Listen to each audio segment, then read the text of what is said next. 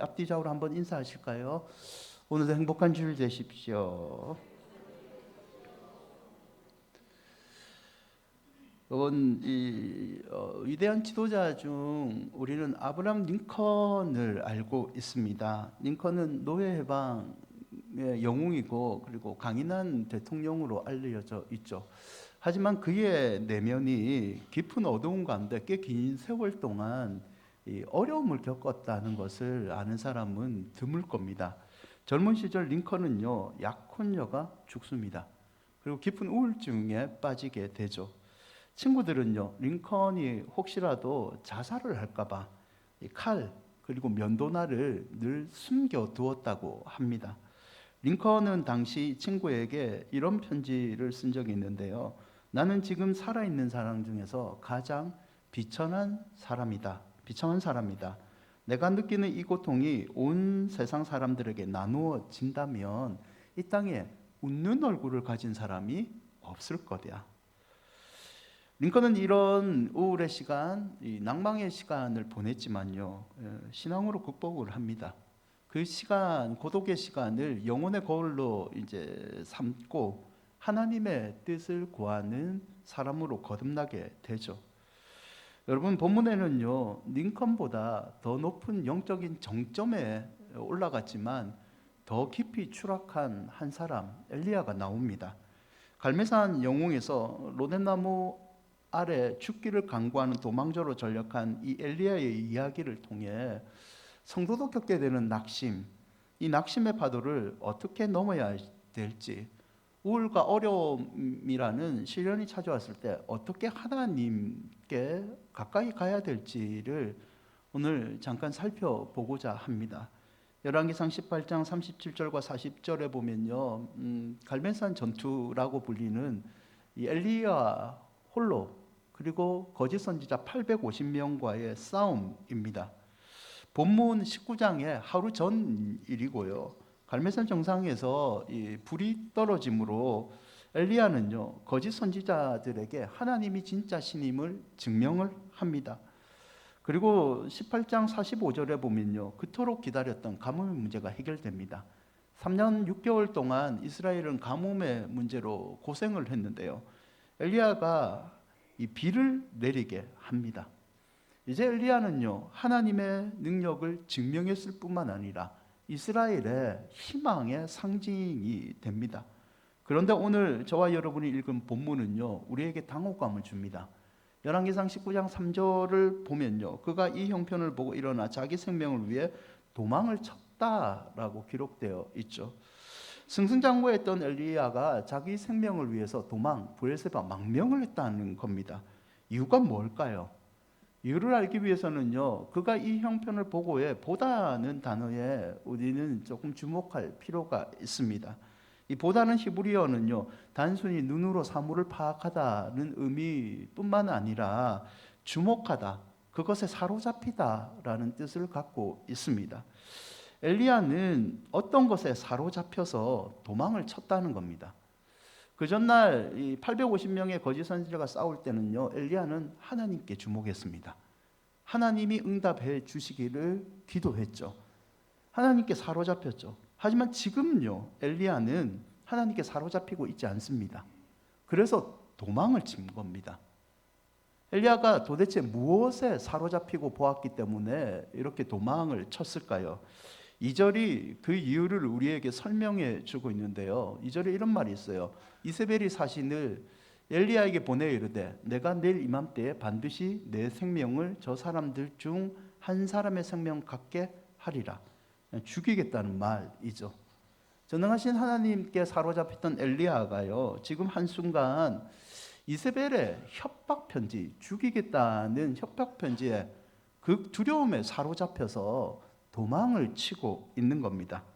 여러분, 사람은 무엇을 바라보느냐에 따라서 존재가 결정되잖아요. 베드로가 물 위를 걸을 때는요, 걸을 수 있었던 이유는 베드로는 주님을 바라봤습니다. 주님께 사로잡혀서 물 위를 걷는 기적을 체험했죠. 하지만 잠시 후에 주님께 사로잡혔던 시선이 환경으로 바뀝니다. 바람의 소리를 듣고 물의 모습을 보기 시작하니까 물에서 빠지게 되죠. 동일하게 엘리야는요, 하나님을 바라보고 있을 때는 기적의 주인공이 됐지만 하나님이 아닌 환경에 눈이 꼽혔을 때는, 사로잡혔을 때는 영적 거인 엘리야조차도 순식간에 겁에 몰려 도망자가 된 거죠. 4절인데요. 하루쯤 가다가 광야의 로데나무 안에 들어갑니다. 그리고 여호와께 죽기를 간구하죠. 브엘세바까지는요 150km입니다. 먼 길을 그냥 쉬지 않고 도망을 친 거죠. 광야 가운데 로데나무를 발견한 순간 그는 쓰러집니다. 그리고 내 생명을 거둬달라라고 기도를 하고 있죠. 아니죠. 기도가 아니죠. 이거는 비명이고 원망입니다. 하나님, 저 끝났습니다. 더 이상 저는 어떻게 할 수 없습니다. 여기서 그냥 끝을 내시죠. 여러분, 성도가 낙심하는 이유는요, 능력의 문제는 아닙니다. 시선이 하나님이 아닌 다른 곳에 갔을 때, 하나님이 아닌 환경에 사로잡혔을 때, 인생의 거대한 파도만 집중해서 봤을 때 몸과 영혼이 망가지고 믿음도 흔들리게 되는 거죠. 4절을 다시 보시면 죽기를 간구하죠. 엘리야는 이제 그냥 끝났다고, 여기서 끝을 내자고 하나님께 간구합니다. 하지만 하나님이요, 엘리야의 이 기도를 듣지 않습니다. 그리고 대신 엉뚱한 방법으로 하나님이 응답하시는데요, 그게 5절입니다. 함께 읽어볼까요?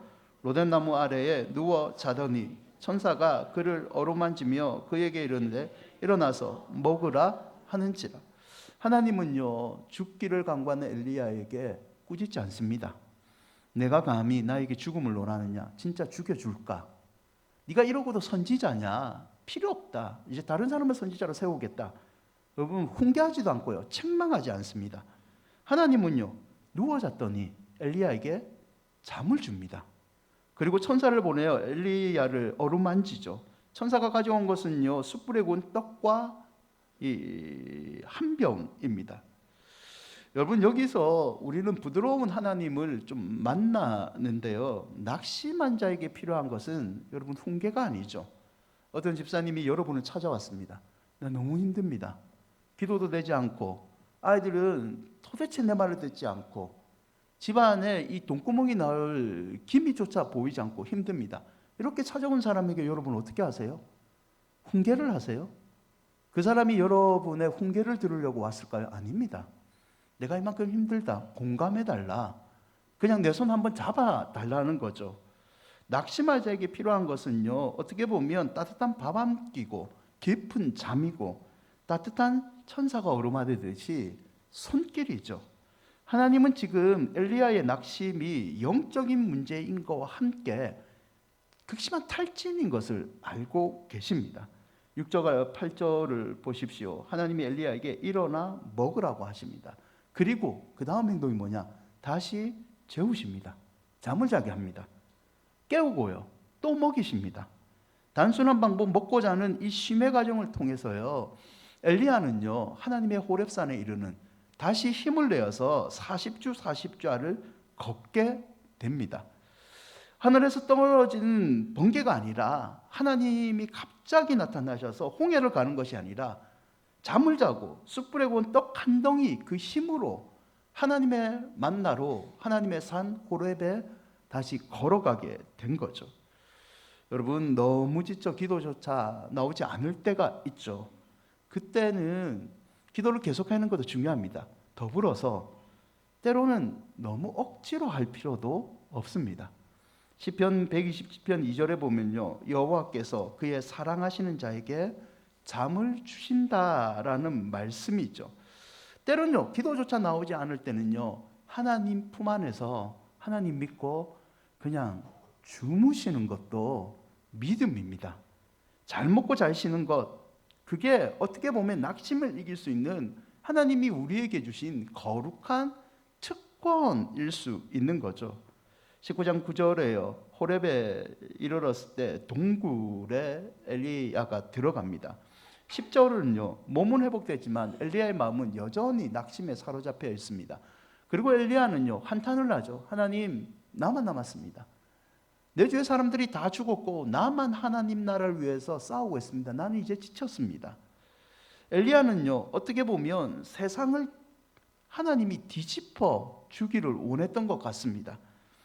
갈매산처럼 화려한 승리가 자기 가운데 있기를 바랬는지도 모릅니다. 하나님이 이제 엘리야에게 대답을 하시는데요. 11절에 보면요, 크고 강한 바람이 산을 가르고 바위를 부수는 현상을 보여줍니다. 근데 성경은 그런 바람이 나타난 이후에 바람 가운데 여호와께서 계시지 않는다라는 표현을 씁니다. 지진이 땅을 흔드는 현상이 또 일어납니다. 성경은 여전히 지진 가운데 여호와께서 계시지 않는다라고 기록하죠. 그리고 12절에 보면요, 지진 후에는 불이 납니다. 근데 성경은 여전히 불 가운데 여호와께서 계시지 않는다라고 기록을 하고 있습니다. 여러분, 엘리야가 기대했던 하나님은요, 불같은 하나님입니다. 강한 바람 같은 하나님입니다. 지진을 일으키는 전능하신 하나님을 엘리야는 바랬죠. 하지만 엘리야의 눈에는요, 그런 현상은 보였지만 하나님은 나타나지 않으십니다. 그리고 예상 외의 현상을 바로 뒤에 보여주시는데요, 그게 12절입니다. 12절을 함께 읽어볼까요? 또 지진 후에 불이 있으나 불 가운데도 여호와께서 계시지 아니하더니 불 위에 기대했던 천둥 같은 소리가 아니라 세미한 소리가 들렸다라고 성경은 기록하죠. 세미한 소리는요, 작은 목소리가 아닙니다. 직역하면 부서질 도로 침묵하는 소리, 세상에서 가장 얇은 울림이 있는 소리라는 말이죠. 귀가 아니라 내 영혼 깊은 곳에서 집중해야지만 들을 수 있는 소리라는 뜻입니다.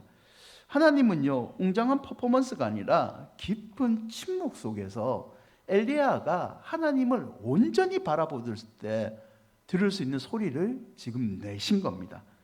여러분, 우리는요, 저도 그렇지만 낙심할 때요, 하나님이 짠하고 나타나시기를 바랍니다. 하나님이 나타나서 불같은 하나님, 천둥을 일으키신 하나님께서 내 상황을 한 방에 역전시켜 주기를 원합니다. 그러나 하나님은요, 때로는 이 엘리야에게 나타난 것처럼 종종 침묵하시고 세민한 소리, 하나님만 바라봐야지 들을 수 있는 소리로 말씀하실 때가 있는 거죠. 13절인데요, 세미한 소리를 한 다음에 하나님께서 엘리야야, 내가 어찌 여기 있느냐라고 말씀하십니다. 책망의 소리는 아닙니다. 나 너와 함께 있다, 너의 고통을 안다, 사랑의 초대이죠. 자기 비하와 시패감이 젖어 있는 엘리야에게 하나님은 네가 어찌하여 여기 있느냐, 나는 너와 함께 있다는 말로 초대를 하신 겁니다. 13절에요, 엘리야가 세미한 소리를 듣고 한 행동이 있는데요, 겉옷으로 얼굴을 가립니다. 엘리야가 깨달은 겁니다. 자기가 뭔가 잘못하고 있고 하나님께서 뭔가 가르쳐 주기를 원한다라는 표시로 이 경외하는 행동인데 얼굴을 가리고 하나님 앞에 이제 진짜 하나님의 음성을 듣고 싶은 겸손의 태도를 보인 거죠. 그리고 하나님이요, 엘리야에게 사명을 주십니다. 15절인데요, 다메섹으로 다시 가라. 여러분, 다메섹은요, 엘리야가 도망쳐 나온 길입니다. 도망쳐 나온 길을 다시 가라. 내가 너와 함께 하겠다는 뜻이죠. 그리고 18절에는요, 너 혼자가 아니다, 7,000명을 남겨 도왔다. 보이지 않는 곳에 7,000명을 이미 내가 남겨두었다. 무슨 의미냐? 엘리야, 너에게는 눈에 보이는 게 없지만 네가 갈멜사 전투를 치렀다고 이스라엘이 당장 하나님 나라로 회복되지는 않았지만, 변한 거 없는 것 같지만 하나님 나 여호와는 여전히 너와 함께 하고 있다. 7,000명을 준비해 두고 있다. 보이지 않는 곳 그때에도 하나님은 너를 위하여 역사하고 있는 분임을 보여주고 있는 거죠. 15절과 16절에는요, 사명을 다시 주시는데 하사엘과 예후에게 기름을 붓게 하고 엘리사를 후계자로 세우라고 한 겁니다. 포기하지 말고 너는 나의 역사를 위해, 하나님 나라를 위해 축복의 통로로, 사명의 통로로 쓰임을 계속 받게 된다라는 의미이죠. 여러분, 낙심을 극복하는 중요한 비결은요, 내 환경이 변하는 데 있지 않습니다. 낙심을 이기는 가장 중요한 비결은요, 성공과 실패를 넘어서 하나님은 여전히 내 옆에 계시고 나는 그 하나님을 끝까지 순종하는 믿음에 있다는 것을 기억하시기를 바랍니다. 그분께서는요, 내가 지칠 때는요, 나에게 기도보다는 잠을 주시고, 내가 지칠 때는 다가와서 내 먹을 것을 채워주시는 분이죠. 내가 어느 정도 힘이 회복됐다고 생각되면요, 다시 하나님 나라를 위해서 쓰임을 받는 사명을 내려주시는 분입니다. 결국 낙심을 이기는 중요한 비결은 하나님은 여전히 날 사랑하시고 나를 쓰신다는 하나님을 끝까지 붙드는 믿음에 있는 거죠. 여러분, 오늘 이 말씀이요, 막막한 현실 가운데 여전히 일상 속에서 싸우고 있는 여러분에게 소소한 믿음의 비결이 되시기를 축원드립니다. 세 가지를 적용해 보고자 하는데요. 첫째는요, 거룩한 수면이 회복되시기를 바랍니다. 하나님을 믿는 잠을 잘 자라는 겁니다. 여러분, 엘리야가 가장 먼저 한 일은요, 하나님의 엘리야를 가장 먼저 회복시킨 일은 잠을 자게 한 겁니다. 하룻밤 꼬박 미친 듯이 도망친 엘리야에게 필요한 것은요, 말씀을 연구하는 연구의 태도가 아닙니다. 그에게 필요한 것은요, 잠입니다. 여러분, 오늘날 우리도 어떻습니까? 너무 바쁘게 살고 있지 않습니까? 우리가 바쁘게 살아간 것 잘한 거죠. 성실하게 사는 여러분 삶을 진짜 축복해 드립니다. 하지만 혹여나 너무 바쁘게 사는 우리 삶, 우리 마음 중심에 내가 깨어 있어야지만, 내가 모든 것을 통제해야지만 세상은 돌아가고 모든 것이 이루어진다는 마음은 있지 않습니까? 잠을 자는 동안은요, 내가 어떻게 할 수 없는 겁니다. 그때는 하나님이 도와주셔야 되는 거죠. 잠을 자는 동안 하나님을 우리 가정을 지켜주실 줄 믿습니다. 잠을 자는 동안 하나님 내 건강을, 내 생명을 지켜주실 줄 믿습니다.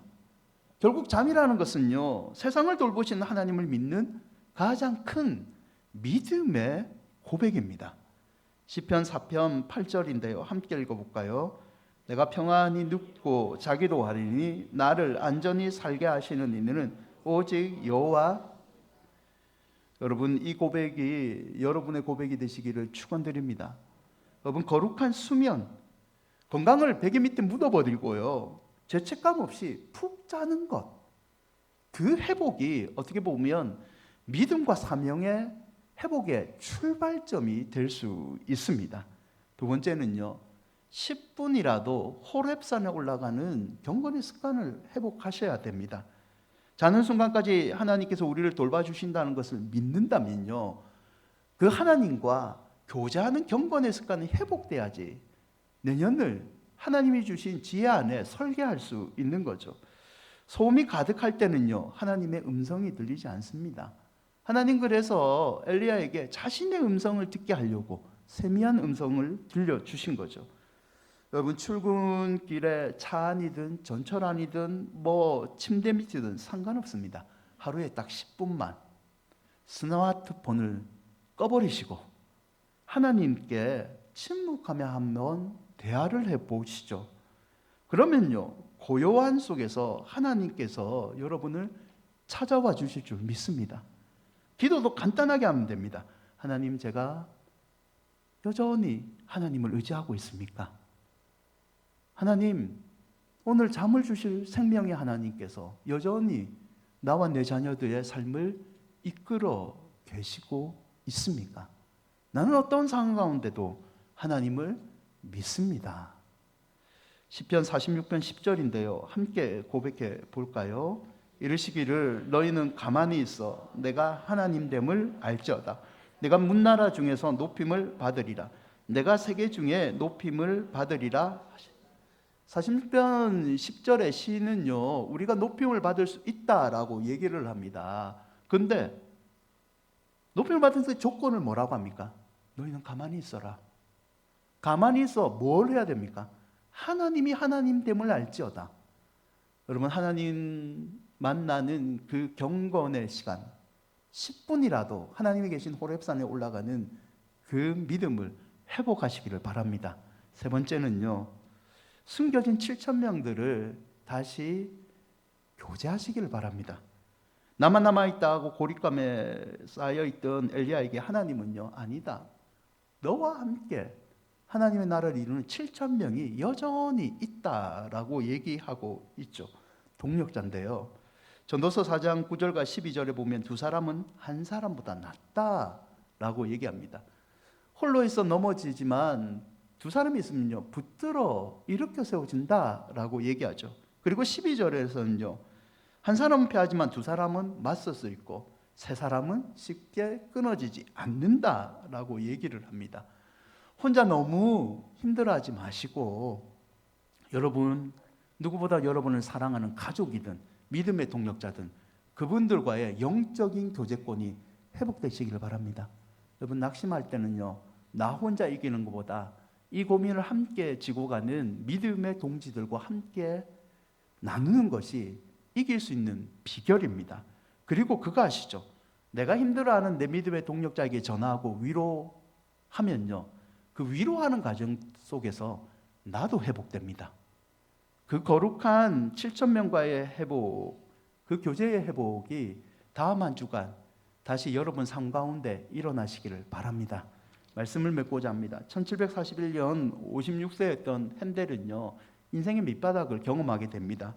뇌졸중으로 오른쪽 반을 마비되고요 경제적으로 파산 상태에 이르게 됩니다. 대중들은요 핸델의 음악을 듣지 않습니다.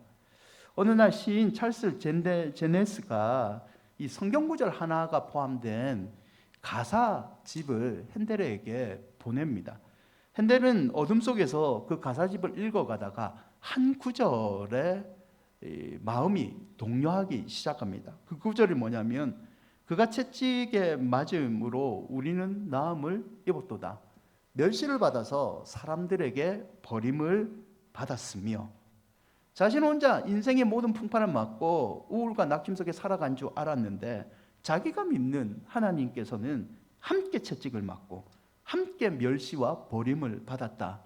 이 말씀에 이 세미한 음성에 다시 믿음이 살아나고 삶의 모든 요소들이 회복되기 시작합니다. 핸델은 불편한 몸을 이끌고요 펜을 잡습니다. 식음을 전폐하고 눈물로 종이를 적시면서 곡을 적습니다. 24일 광적인 몰입감 끝에 탄생한 곡이 인류 최고의 걸작이라고 불리는 오라토리오 메시아입니다. 할렐루야 합창 부분을 작곡할 때요 하인이 방에 들어오니까 핸델은 눈물을 흘리면서 하늘을 향해 이렇게 외쳤다고 합니다. 내 눈앞에 온 천국이 아니 위대하신 하나님 그분을 나는 보았도다. 여러분 환경에 사로잡히는요 하나님이 보이지 않습니다. 하지만 환경이 아닌 하나님께 시선을 맞추면요 우리의 모든 삶은 결국 하나님께서 가장 좋은 삶으로 이끌어 주실 줄 믿습니다. 지친 몸과 마음이 있다면요 하나님이 주시는 잠과 일상의 축복을 누리시기를 바랍니다. 소란한 세상의 소리를 끊어버리고요 10분이라도 하나님 계신 호렙산에 가서 하나님께서 여러분에게만 말씀하시는 그 세미한 음성을 다시 들으십시오. 나 혼자가 아니라 내 가족, 내 영적인 친구들과 함께 이 믿음의 길을 걸어간다면 나의 삶은 행복한 믿음의 삶이 된다는 것을 체험하는 여러분 한 주가 되시기를 바랍니다. 스바냐 3장 17절인데요 마지막으로 함께 고백해 보실까요? 너의 하나님 여호와가 너의 가운데 계시니 그는 구원을 베푸실 전능자이시라. 그가 너로 말미암아 기쁨을 이기지 못하시며 너를 잠잠히 사랑하시며 너로 말미암아 즐거이 부르며 한 해가 지나가고 새로운 한 해를 계획하는 이 시점에 우리를 향해서 기쁨을 이기지 못하시는 그 하나님과의 믿음의 교제가 회복됨으로 온갖 낙심들을 이겨내시기를 주의 이름으로 축원드립니다. 찬양하시죠.